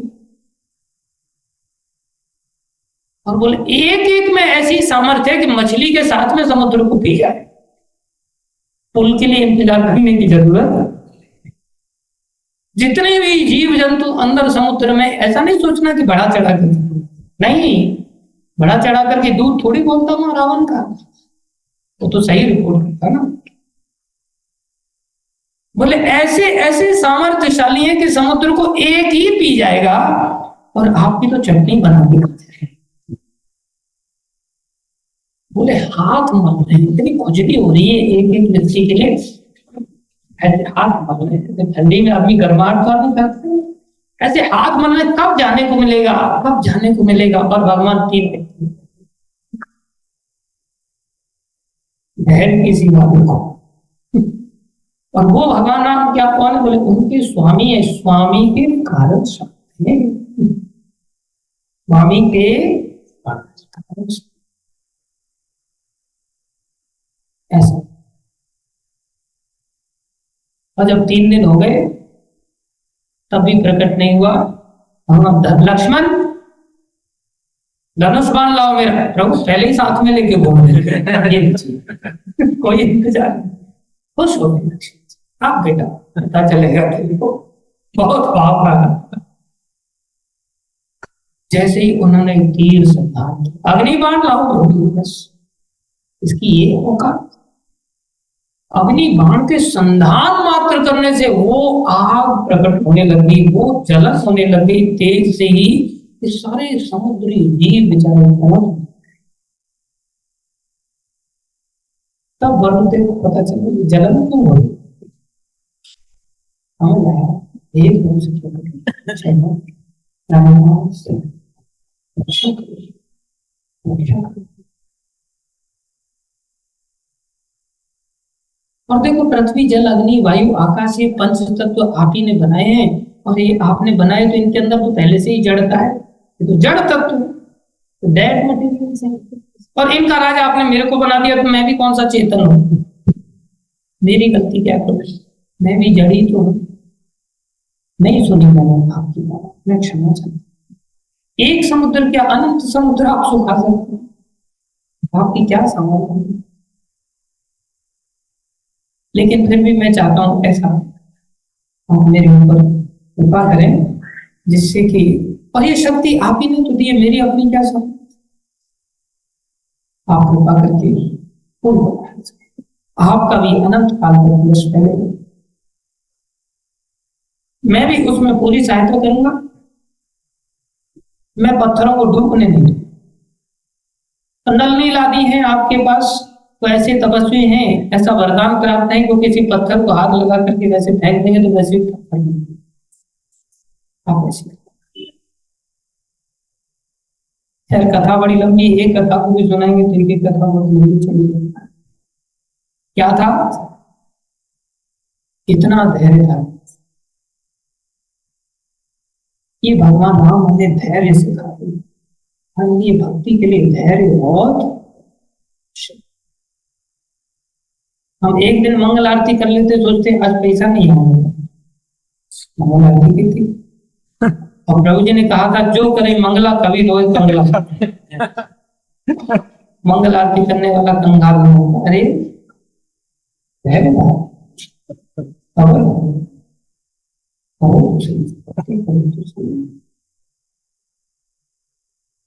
उन्होंने 3 दिन इंतजार किया, और वो 3 दिन भी उस मर्यादा के अनुसार कम नहीं था, लेकिन उसे शिक्षा भी देनी थी, न्याय भी करना था, अन्यथा आदमी के सर पे इतनी भी चर्बी ना चढ़े।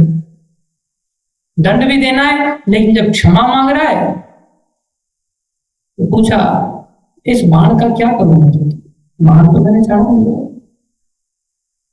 बोले उत्तरी तट पर बड़े पापी लोग रहते हैं, चाइनीज वगैरह हो, सबको मार के खा जाते, मनुष्य बड़े खतरनाक, जानवर से भी गए गुजरे। आप एक काम करो, इस बाण से उनको नाश करो। फिर भी कुछ लोग बेचारे गर्भ में बच गए, कुछ लोग, भगवान ने उनका नाश कर दिया इस बाण से। लेकिन इस धैर्य के गुण की अनंत लीलाएं भगवान की, उसमें से हम संक्षेप किया थोड़ा सा, और भी भगवान की बहुत सारी लीलाएं गुण है। एक गुण का हम थोड़ा और चर्चा करेंगे, वो है दया। कौन सा गुण? दया। भगवान की दया बस। भगवान का एक गुण है, उनको कहा जाता है भक्त वत्सल। क्या कहा जाता है? भक्त वत्सल। बोले रामायण में कहा वाल्मीकि मुनि के द्वारा, बोले वो भगवान ऐसे दयालु हैं, ऐसे दयालु हैं, ऐसे दयालु हैं कि उनको रिपु वत्सल भी कहा। क्या कहा गया? रिपु वत्सल। रिपु मतलब शत्रु, शत्रु पर विपु। ऐसा संस्कार में कौन देखते हैं?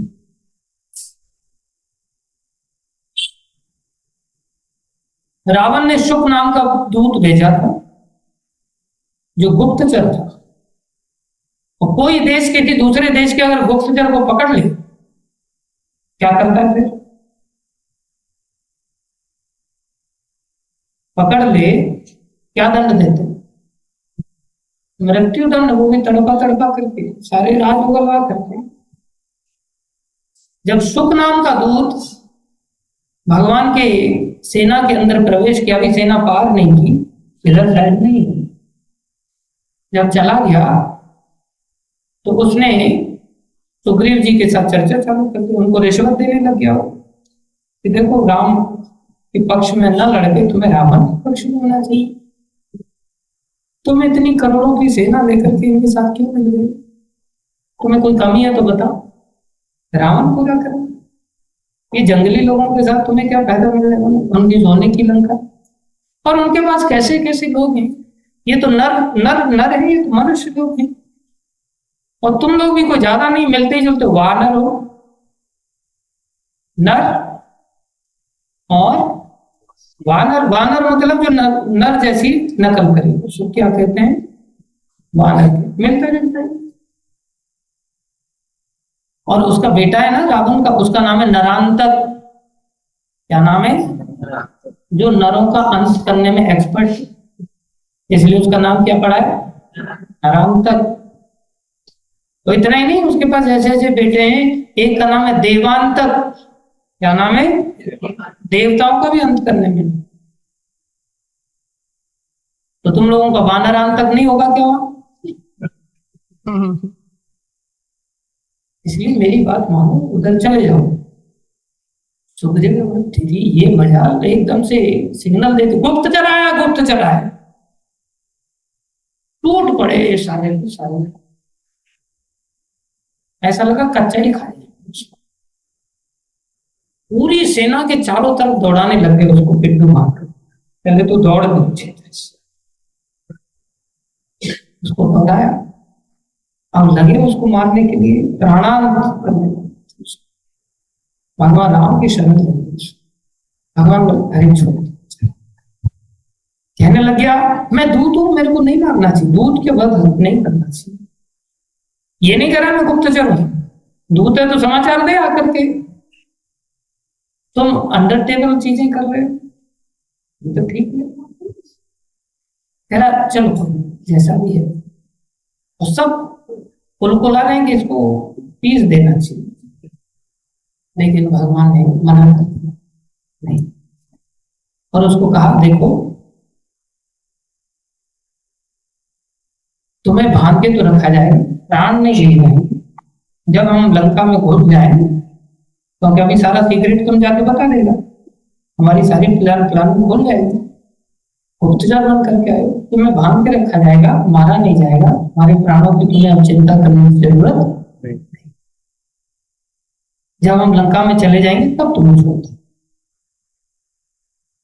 अच्छा वो लंका में चला गया, रावण को प्रणाम करके कहता है मैं जा रहा हूं भगवान राम की शरण।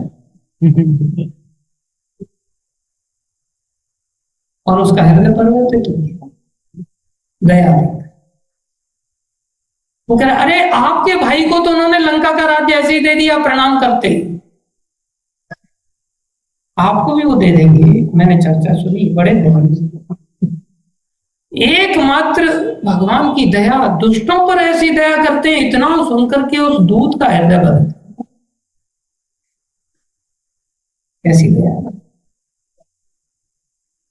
इवन रावण के मर जाने के पश्चात भगवान विभीषण को कहते हैं जाओ इसका संस्कार विधि विधान के साथ। विभीषण कहते इसका हाथ नहीं लगाऊंगा मैं, इतना घटिया इंसान, इसको तो कुत्ते सियारों ने खाने देना चाहिए।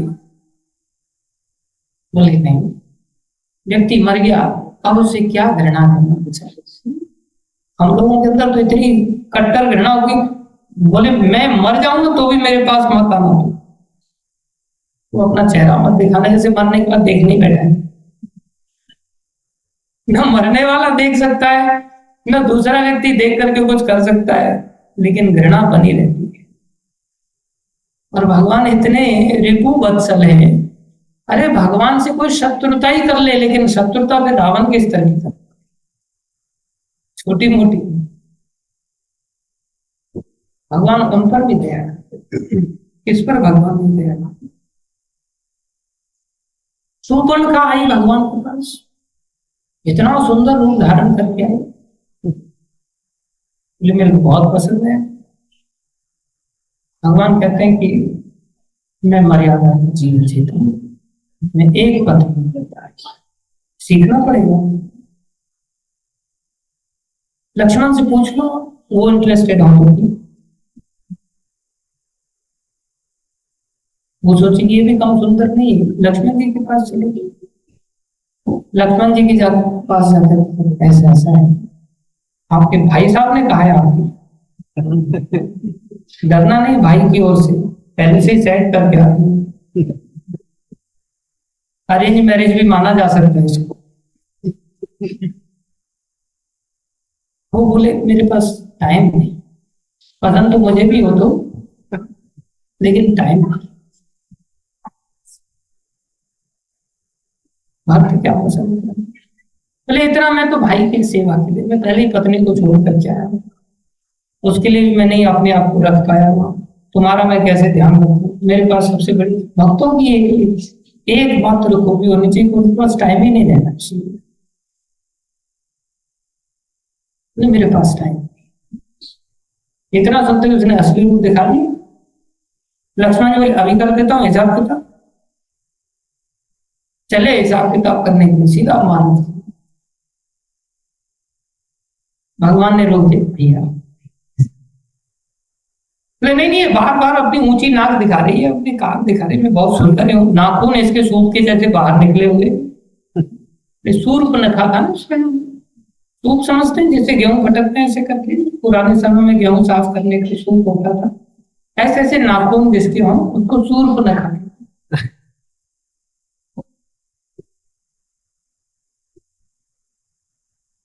जो आजकल आम तौर से दर्शन करने को मिल जाएंगे आपको। आप सोच रहे होंगे काश हम भी उस समय लीला में होते, देखते कैसी नाक थी, कैसी नाक मुंह सब कुछ ठीक ठाक दिखाई देगा, लेकिन साथ में नाखून सूप के जैसे।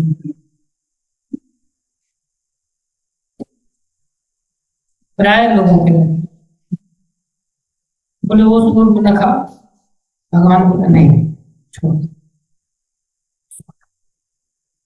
तो थोड़ा ठीक है, थोड़ा मत खा, थोड़े से काम कर, थोड़ा सा दया कर, क्षमा कर। लेकिन उससे रहा नहीं गया, वो लेकर के आई अपने भाइयों को खर और दूषण, खर दूषण को लेकर के आई। भगवान का एक गुण साहस भी है, ऐसा नहीं भगवान भागते फिरेंगे फिर, नहीं, ना भगवान भागते ना भगवान के भक्त भागते। भगवान बोले लक्ष्मण इनको लेकर के तुम गुफा में चले जाओ और दरवाजे पे खड़े रहना, मैं इनको निपटारा करके आता हूँ। कितने लोग हैं? बोले 14,000 लोगों के साथ आए खड़े। 1.5 घंटे के अंदर भगवान ने 1 इंच भी पीछे उठे में ना, अकेले ही 14,000 लोगों का संपर्क कर। क्या सामर्थ्य है भगवान। रावण बड़ा भयभीत, खर दूषण मौसम बलवंता, खर दूषण मौसम बलवंता, खरदूषण मेरे समान बलवान थे। बोले इनको कौन मार सकता है? मार सके नहीं बिनु भगवंता, मार सके बिनु भगवंता, बिना भगवान की इनको कोई नहीं मार सकता। ये भगवान की, तो रावण समझ गया था अच्छा तो ये भगवान ही है, इनके साथ दुश्मनी लेनी चाहिए मुझे, तो उद्धार मेरा तभी होगा। उसको पता था कि ये भगवान है साक्षात। हम तो ऐसे असुर हैं कि हमें ये भी नहीं पता कि भगवान कौन है। हम तो ऐसी असुरता लगते हैं कि हम जज भी नहीं कर सकते कि भगवान की सामर्थ्य क्या है, कौन भगवान। हम सोचते कृष्ण भगवान है क्या, राम भगवान है क्या। एक लीला, छोटी सी लीला सुन करके ही उसके कान खड़े हो गए और उसने जानबूझ करके फिर दुश्मनी निकाली। तो वो जानता था इसी माध्यम से मेरा उद्धार होगा, इतना तमोगुनी हो मेरे उद्धार का। ये भगवान का दया का गुण है। भगवान किस प्रकार से जीवन रिपु वत्सलाह, दुष्टों पर भी। चैतन्य महाप्रभु के बड़े भाई नित्यानंद प्रभु, उनके सिर पे मारा शराब का मटका और भगवान ने उनके ऊपर, ये भगवान की रिपु वत्सलता है। क्यों है भगवान की ऐसी वत्सलता? क्योंकि भगवान के अंदर कृतज्ञता इतनी ज्यादा भरी हुई है। कृतज्ञता, कृतज्ञता कहते हैं कृतम ज्ञेयम इति कृतज्ञम, सामने वाले व्यक्ति ने हमारे लिए क्या कार्य किया है उसको जब हम जानते हैं और जान करके वैसा व्यवहार करते हैं उसको कहते हैं कृतज्ञ। क्या कहते हैं? लेकिन सामने वाले ने हमारे लिए कुछ किया, हम जानते ही नहीं किसी को। जैसे भगवान ने हमें सांस लेने के लिए हवा दी, हमें जानकारी है। हम कई बार गाड़ी लेकर के जाते हैं, पार्किंग में कहीं खड़ी करते हैं, लोग आ जाते हैं, पैसा लगेगा। हम कहते तेरे को होश है, भगवान तेरे को सांस लेने के लिए हवा दे रहे हैं, पैसा निकाल। तब उसे पता है ओ बात तो सही है, कोई नहीं सुन, छोड़ो। हम भगवान के कार्यों को नहीं जानते, लेकिन भगवान भक्तों के द्वारा जो कार्य किए गए ना उनको भगवान सदा जानते। ये आखिरी गुण है जिसको आज हम थोड़ा सा वर्णन कर रहे हैं आपके समक्ष। इसको सभी लोग जीवन में धारण करें। चैतन्य चरितामृत में चैतन्य महाप्रभु कहते हैं, बोले भगवान कौन है? ईश्वर स्वभाव भक्तेर ना लय अपराध। भगवान का स्वभाव ही ऐसा है कि वो भगवान के द्वारा किए गए अपराध को कभी भगवान स्वीकार नहीं करते, क्षमा करते। ईश्वर स्वभाव भक्तेर ना लय अपराध, अल्प सेवा बहुमानी, अल्प सेवा बहुमानी, आत्म पर्यंत प्रसाद। थोड़ी सी सेवा उसको भी भगवान बहुत बड़ी सी। अल्प सेवा बहुमानी, आत्म पर्यंत प्रसाद, अपने आप को दे देते हैं। इतना बड़ा बदले में ऑफर करते हैं कि आत्म पर्यंत प्रसाद स्वयं को भेंट कर दे। जब भगवान जानकी जी की खोज कर रहे थे, जटायु मिला, उसने सारा वृत्तांत बताया। हे राम, हे लक्ष्मण, मैं बूढ़ा शरीर, बुढ़ापे के कारण मेरी वो सामर्थ नहीं रही, अन्यथा रावण क्या चीज था। मैंने बहुत टक्कर लिया, उसने मेरे पंख काट दिए, अब मैं तड़प रहा हूँ दर्द के कारण, लेकिन मैंने बचाने की बहुत चेष्टा की, मैं बचा नहीं पाया, सफल नहीं हुए भक्ति की उस सेवा में देखा। लेकिन भगवान रोने लगे मेरे करके, और रो करके भगवान ने उनको अपने प्राण त्याग करने का सौभाग्य अपनी जिंदगी में दिया। जो सौभाग्य भगवान ने महाराज दशरथ को नहीं दिया, लेकिन वो सौभाग्य भगवान ने चढ़ाई। अल्प सेवा बहुमान, थोड़ी सी सेवा। गीता में भगवान कहते स्वल्प से धर्म से त्रायते महतो भयात। कोई थोड़ी सी भी सेवा करता है, मैं उसके जीवन का भय का, बड़े से बड़े भय का हरण कर ले। ये भगवान महिमा। अंतिम संस्कार भगवान ने अपने कर कमलों से जताया। कौन सी बड़ी सेवा करता है? अरे गिलहरी पुल बनाते समय वो बेचारी समुद्र में जाती, बाहर निकल के समुद्र के किनारे सी बीच पर, दक्षिण भारत का समुद्र था, थोड़ा सा गीला करके शरीर को लोट पोट होती तो रेत चिपक जाती, और आकर के पत्थरों को जहां डाला जाता था वहां अपने आप को छटक देती, फड़फड़ा करके सारी रेत में गिरा देती। और हनुमान जी बड़ा सा विशाल जस्ट फेंक ही रहे थे, देखा नीचे गिरे, अरे ये और डिस्टेंस, चल साइड में। हम मंदिर का काम गोवर्धन में कर रहे थे, कई बार बच्चों में ऐसा उत्साह होता है, तो एक बच्चा वो बेचारा था 10 किलो का और 20 किलो रेत उठा के ला रेती ऊपर पहुंचा नहीं। उसको देख करके मेरे को लीला याद आ गया और मैंने उसका नाम फिर गिलहरी रख दिया। बाद में फिर भक्त लोग उसको गिलहरी बोल रहे, उसको भी अच्छा लगता था गिलहरी।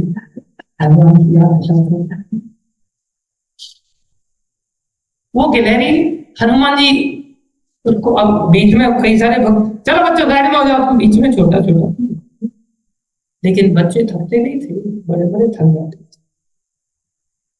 ये संस्कार बचपन से ही करने चाहिए भगवान से। दुर्भाग्य हम सब लोगों का कि हमें ये संस्कार नहीं मिल पाते आजकल की एजुकेशन प्रणाली में। पहले यही एजुकेशन। हनुमान जी गिलहरी साइड में हो जा, हनुमान जी को बुलाया, इधर आओ। हम लोग ये क्या कर रहे हैं, बोले लोग पुल बना रहे हैं। पुल क्यों बना रहे हैं? बोले उधर लंका पर आक्रमण कर। क्यों? बोले रावण ने दुष्टता की, तो बोले उसको जाकर के चढ़ाई करके मारना है। तुमको क्या लगता है यहाँ बैठे बैठे नहीं मार सकता हूँ? सबके हृदय में तो नहीं बैठा हूँ। सर्वस्व चाहम हृदय सन्निविष्टो, सबके हृदय में बैठा हूँ, यहाँ से बैठे बैठे नहीं मार सकता। तब हनुमान हाँ मार तो सकते हैं। बोले फिर ये क्यों बनाया जाता? बोले तुमको सेवा देने के लिए। क्या देने के लिए? सेवा देने के लिए, एक मिशन देने के लिए। तुम बैठ करके इतना लंबा जप नहीं कर सकते माला, इसलिए कुछ काम भी जरूरी होता है। काम देने के लिए मैंने ये प्रोजेक्ट लॉन्च किया और कोई कारण नहीं। और तुम्हें मैंने पर्वत उठाने की ताकत दी है, तुम्हें जो ताकत दी है वो भी तुम्हें नहीं दी। और इस गिलहरी को रेत उठाने की ताकत दी है, इसको भी मैं नहीं दी। तुम अपनी ताकत के अनुसार काम कर रहे, वो भी मेरे द्वारा। ये अपनी ताकत के स्तर पर काम कर, ये भी मेरे द्वारा किया। मैं सम्मान कृतम गेयम इति कृतज्ञम, भगवान ने गिलहरी को पकड़ करके हाथ में लिया और उस पर उंगलियों के निशान। ये भगवान की लीला है। भगवान अपने द्वारा अपने प्रति किए गए प्रत्येक व्यक्ति के कर्तव्य को अच्छे राज्य अभिषेक हुआ, वहां पर भगवान हनुमान जी के गुणों का वर्णन करने लगे, सुग्रीव के गुणों का वर्णन करने लग गए, प्रत्येक छोटे छोटे वानरों का गुणगान करने लग गए।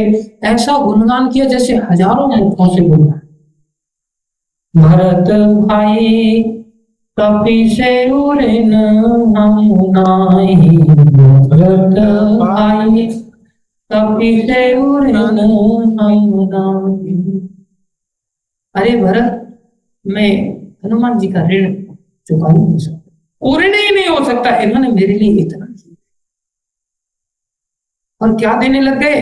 गुणगान ही नहीं कर रहे, ग्लोरीफाई नहीं कर रहे, एक एक भक्त को गिफ्ट दे रहे। क्या दे रहे हैं? गिफ्ट।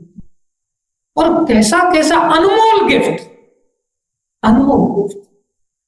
जैसे हनुमान जी को वो मोतियों की माला दी थी जो उनको बहुत घूमते घामते, हाँ, रावण के पास से होती हुई, विभीषण के पास होती हुई, फिर भगवान राम के पास गिफ्ट के रूप में अनमोल मोतियों की माला हनुमान जी को गिफ्ट किया। और गिफ्ट देते समय भी क्या कह रहे हैं? मैं दे ही नहीं सकता कुछ, ये तो एक टोकन ऑफ लव है। क्या है? Token of. ये भगवान सिखा रहे हैं कि हम सबको आपस में कितना कृतज्ञ होना चाहिए, सोचना चाहिए सामने वाले व्यक्ति ने हमारे लिए क्या किया था। मैं विचार कर रहा था, वो बालक रो करके चला गया। मैं विचार कर रहा था कि हम गए थे किसी मंदिर में, उसने थोड़ी देर धुआं बजाया था, जैसा कोई तो उसकी सेवा था। क्या हम उसको जान पाए? क्या उसके प्रति हम कृतज्ञ हो पाए? ज्यादातर हम कृतज्ञ उन्हीं लोगों के प्रति हो पाते हैं जो पैसा ज्यादा देते हैं। कोई व्यक्ति गिलहरी की तरह सेवा कर रहा है, उसका भी तो कार्य वानरों के प्रति कार्य होते हुए उनको बड़े बड़े गिफ्ट दिए। और उनका प्रेम कितना कि हनुमान जो मोतियों की माला को तोड़ तोड़ करके देख रहे हैं और फेंक रहे हैं। ऐसे प्रेमी भक्त पूछा कि हनुमान ये तुम क्या कर रहे हो? मतलब प्रभु देख रहा हूं कि इसमें सीताराम है कि नहीं, मेरे किसी काम का तो लग ही रहा। ऐसे सीता भगवान के इस अवतार के द्वारा जो राम अवतार के रूप में उन्होंने लीलाएं की है, अनंत लीलाएं। रामायण में घुस जाओ, रामायण ग्रंथ को पढ़े हम। रामचरितमानस को जो सरल भाषा में दिया गया, किसी को संस्कृत नहीं आती है उनको पढ़ सकता है। रामचरितमानस के साथ साथ वाल्मीकि रामायण पढ़ सकता है, अन्य अनेकों रामायण है, आनंद रामायण आदि बहुत सुंदर सुंदर रामायण है। हम थोड़ा सा प्रवेश तो करें, जब पढ़ोगे तो इतना आनंद आएगा, इतना आनंद। एक एक चौपाई ऐसी लगी जैसी अद्भुत है। लेकिन हम फालतू के व्हाट्सएप पर चैटिंग करते रहते हैं, यूट्यूब में घुसे रहते हैं 10 दिन। कैसे हमें भगवान मर्यादा पुरुषोत्तम भगवान राम की अनंत लीला अनंत लीला का वर्णन कर सकता है। वे भगवान आज के दिन प्रकट होते हैं भक्ति को देख करके। महाराज दशरथ की भक्ति नहीं, महाराज रघु की भक्ति। महाराज रघु इतने प्रतापी राजा कि जिन्होंने गौ माता की इतनी सुंदर सेवा किया, गौ माता ने प्रसन्न होकर के आशीर्वाद दिया, तुम्हारे कुल में स्वयं भगवान प्रकट हो गया। पूरे वंश में इक्ष्वाकु वंश, सूर्य वंश, ऐसा अद्भुत वंश था, एक से बढ़कर के एक राजा। महाराज दशरथ भी इतने प्रतापी राजा थे, इतने धर्मात्मा राजा थे, इतने गुणों के भंडार थे। माता कौशल्या, माता सुमित्रा, माता कुंती, सब केकई माता के भी कृतज्ञ को लेकर के भगवान राम ने भरत जी को डांटा, बोले तुम्हें प्रेम करना है, घृणा मत करना। मंथरा से भी प्रेम किया। ये भगवान की लीला, ये भगवान की मर्यादा। जब हम इस मर्यादा के स्टैंडर्ड पर आकर के थोड़े मनुष्य बनेंगे, उसके बाद भक्त बनेंगे। ये तो मनुष्यों के लिए मर्यादा है। और उसके बाद भक्त बन करके फिर कृष्ण भक्त कभी बनता है, तब कृष्ण समझ जाएंगे। फिर और आगे जाएंगे तब चैतन्य महाप्रभु समझेंगे। और फिर वो सामर्थ्य आएगी, एक दृष्टि मात्र से हम लोगों को भक्त बना। वो संकीर्तन महाप्रभु के स्तर का एक अलग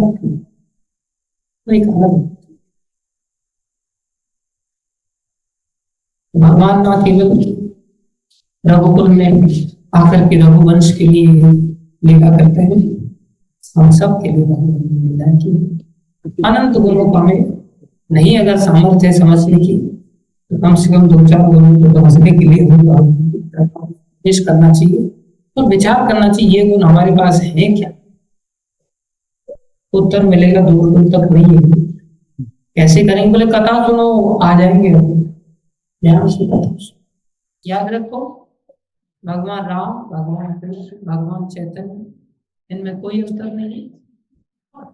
मूल का भगवान श्री कृष्ण है। भागवत में प्रमाण है, एते च अंश कला पुरुष कृष्ण तु भगवान स्वयं इंद्रारी व्याकुलम लोकम मृणयन। जैसे आप देखेंगे चंद्रमा 15 या 16 नहीं है, लेकिन अलग अलग तिथियों पर आप चंद्रमा का अलग अलग साइज देखेंगे। चंद्रमा एक ही है जो पूर्णिमा के चंद्र की तरह है, वो भगवान श्री कृष्ण है, जो कि पूर्ण प्रकाश बिखेरते हैं कृपा के रूप में। बाकी वही कृष्ण अलग तिथि के रूप में प्रकट होते हैं, अलग तिथि के चांद की तरह प्रकट होते हैं, जो अलग अलग अवतारों में अलग अलग मात्रा में प्रकाश बिखेरते हैं। तिथियों के महत्व को ध्यान में रखते हुए, आवश्यकता के महत्व को ध्यान में रखते हुए, इसलिए मर्यादा सिखाने के लिए भगवान कृष्ण राम रूप में आते हैं। और भक्तों के प्रेम में मर्यादाओं को कैसे तोड़ा है, अपनी इच्छा के लिए मर्यादाएं तोड़ते हैं। कृष्ण भक्तों के प्रेम को पाने के लिए या भक्तों के प्रेम में भक्तों की महिमा बढ़ाने के लिए वो मर्यादा